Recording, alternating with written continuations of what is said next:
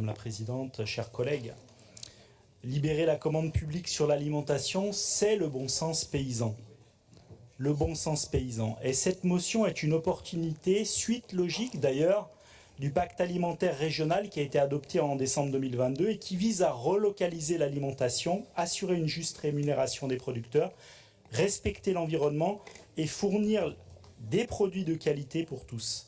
C'est aussi une première réponse aux paysannes et paysans de Nouvelle-Aquitaine qui, depuis mi-janvier, ont manifesté pour obtenir un revenu suffisant, des prix garantis et sécurisés sur le long terme, et effectivement leur exploitation leur permettant de vivre dignement de leur travail. Nous comprenons les enjeux cruciaux liés au volume d'achat public en matière d'alimentation au niveau régional.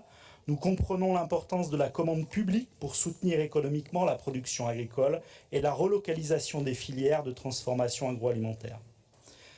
La démarche s'articule évidemment par rapport à une thématique de commerce équitable qui est définie dans l'article 94 de la loi ESS de juillet 2014 et qui a été reconnue comme un moyen efficace, je cite, de donner des moyens aux agricultrices et aux agriculteurs de vivre de leur travail et de s'engager dans la transition agroécologique, car oui, agriculture et écologie sont les deux piliers de la souveraineté alimentaire. Ce sera avec, mais ce ne sera pas possible sans.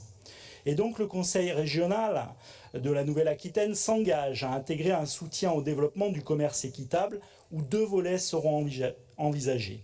Le premier sur l'introduction du critère commerce équitable dans les appels d'offres régionaux relatifs à l'achat de produits alimentaires, notamment via nos lycées, nous savons qu'ils sont des leviers extraordinaires. Le soutien aux entreprises agroalimentaires engagées, et c'est le deuxième point, souhaitant s'engager dans une démarche elle aussi de commerce équitable avec leurs fournisseurs, agriculteurs et groupements agricoles. Parallèlement, nous proposons de nous engager dans la campagne de plaidoyer européenne, campagne acheter de la meilleure nourriture et soutenir les propositions suivantes aux côtés des autres territoires européens engagés. Les marchés relatifs à l'alimentation doivent répondre aux enjeux de sécurité alimentaire et de résilience des campagnes.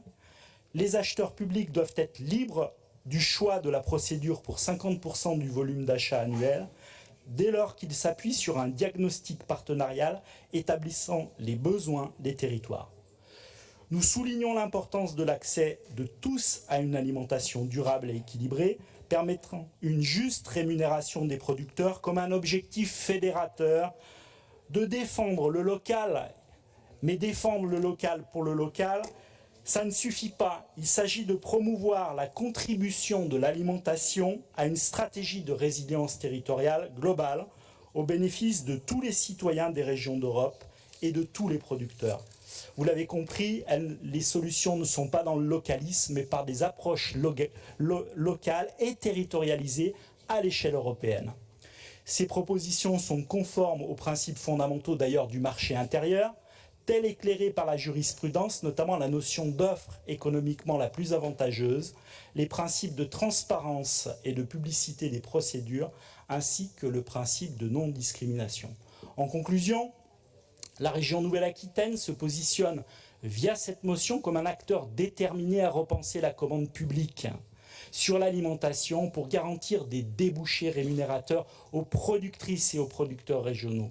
Nous appelons nos partenaires européens à se joindre à cette démarche pour construire ensemble un avenir alimentaire plus équitable, durable et résilient, finalement ce qui serait l'agriculture et l'alimentation de demain, c'est-à-dire celle qui fait territoire et celle tout simplement qui donne du sens. Je parlais de bon sens paysan en introduction, c'est ce qu'on appelle évidemment de nos voeux à travers cette motion. Je vous remercie.